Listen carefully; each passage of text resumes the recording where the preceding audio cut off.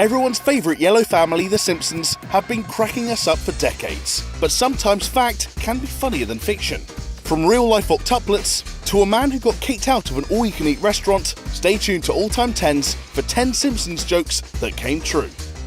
10. Tobacco.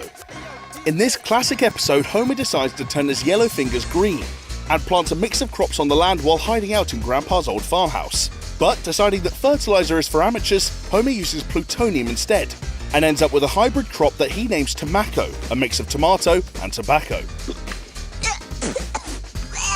Tastes like cigarette butts. Despite tasting disgusting, the juicy fruits are highly addictive, Gimme, I want more.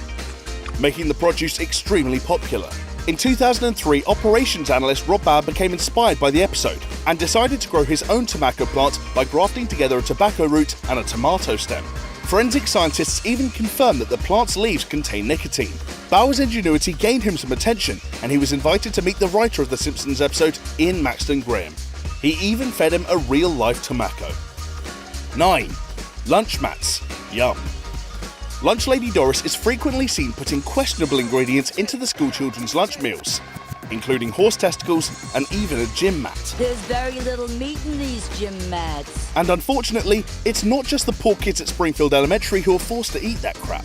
In 2013, European countries were rocked with the news that supermarket food labelled as containing beef secretly contained horse meat, in some cases as much as 100%. Meanwhile, on the other side of the pond, in 2011, food bloggers reported that a Simpsons joke had come true when it was discovered that the McRib burger shared an ingredient otherwise found in yoga mats. The ingredient in question is azodicarbonamide, which is found in foam products and also acts as a flour bleaching agent.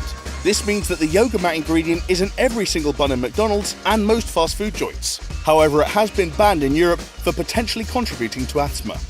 8. All you can eat? We all know Homer loves his food, and this is no more evident than in the episode New Kid on the Block, when he takes all you can eat a bit too literally. After hours of gorging food at the seafood buffet in the Frying Dutchman, Homer is eventually thrown out. But feeling like he suffered a huge injustice by not eating the sea captain out of business, Homer takes the restaurant to court, suing them for failing to live up to the promise of all you can eat. Hey! Now from Springfield to Wisconsin, where Homer's predicament became a real problem for Bill With, who visited Chuck's place in the hope of taking advantage of their all-you-can-eat promotion. After he'd eaten 12 whole fish, the restaurant complained that they were running out of food. They gave With another 8 fish and agreed that the meal was on the house if he promised to leave the site. Not satisfied with their offer, With called the police and picketed outside the restaurant, accusing them of false advertising. Ironically, With himself ended up getting arrested, as his outraged picketing fell under the category of disorderly conduct. 7. Octomum. When the Simpsons family decide to meddle in Apu and Manjula's life by spiking them with fertility drugs, Manjula ends up giving birth to octuplets. What? However, as he doesn't have enough funds to raise a family of 10, Apu agrees to let his kids be raised by the sleazy owner of the Springfield Zoo, Larry Kidkill. And soon he becomes horrified to learn that the deal includes his babies being exploited as a star attraction at the zoo. When the episode was released, it received mixed reviews from critics, including journalist Nancy Basile from About.com, who claimed that the plot was outlandish. Little could Basile have imagined that in 2009, America would have its very own Octomum. Natalie Denise Dowd-Sulman ended up with octuplets when her IVF doctor dangerously transferred 12 embryos into her uterus. Unable to afford that many children as a single mum, Dowd-Sulman used her reputation as an Octomum to become a porn star and secure a reality TV show.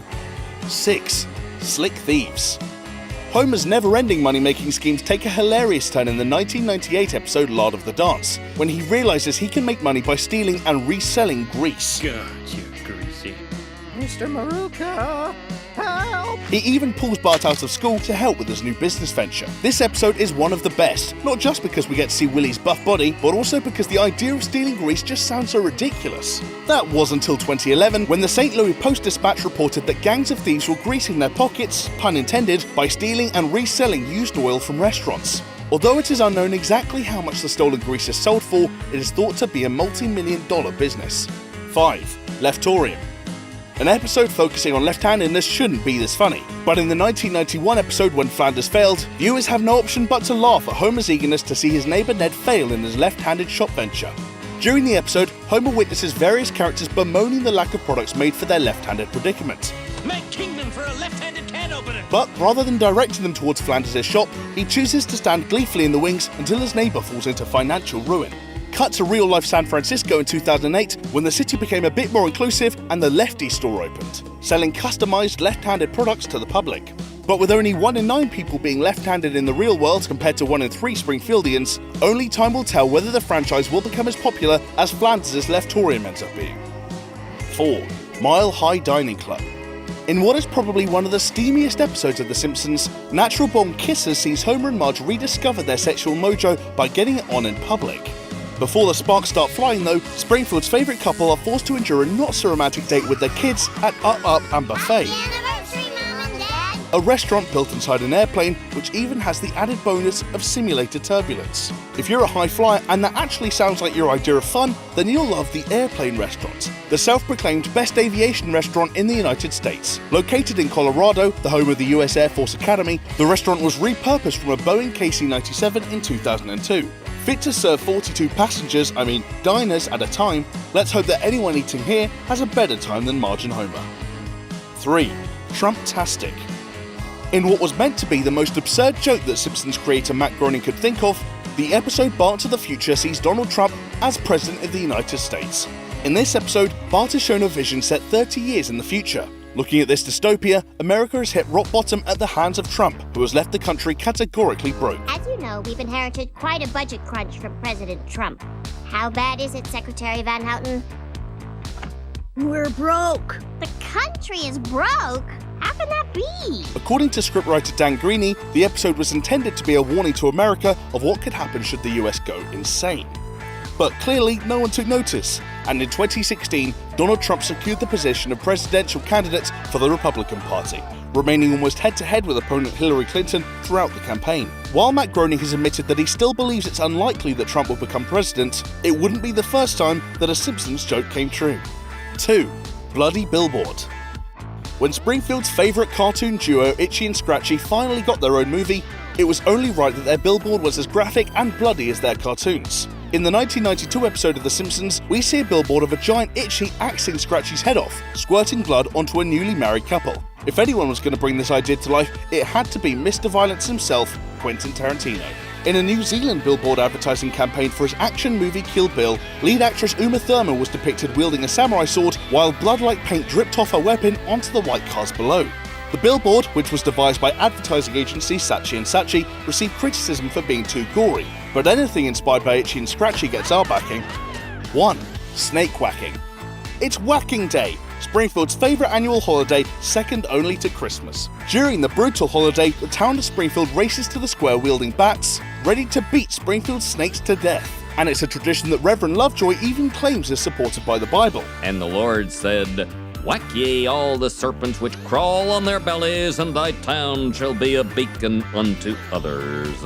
With Homer already polishing his pole, it's down to Bart and Lisa to fight for snake rights. At the climax of the episode, the witty Simpson kids enlist the help of soul singer Barry White to save the snakes by luring them into the safety of their house. In 2013, nearly 1,600 people were drawn to Florida by the invitation to take part in a real-life snake cull named Python Challenge. Due to their camouflage and habit for lying still, pythons are infamously hard to catch. But nevertheless, the hunters were advised to kill the snakes via a bullet to the brain or straight decapitation. Really humane then. With no soul singers to be found supporting snakes in real life, 68 invasive Burmese pythons were killed by the hunters. Hi everyone, if you enjoyed this video, then why don't you check out 10 inventions that The Simpsons predicted. It's a very cool video, it's playing on screen now, and there's a link in the description. And as always guys, thank you so much for watching, and we'll see you next time. Peace! 2005 episode Future Drama featured a lot of high-tech futuristic gadgets, not least of which was a camera that magically transformed 2D images into edible 3D cakes. Since 2012, 3D printing has advanced to the point that printing food is now entirely doable. NASA is currently conducting experiments to see which foods would be suitable for 3D printing meals for astronauts in space.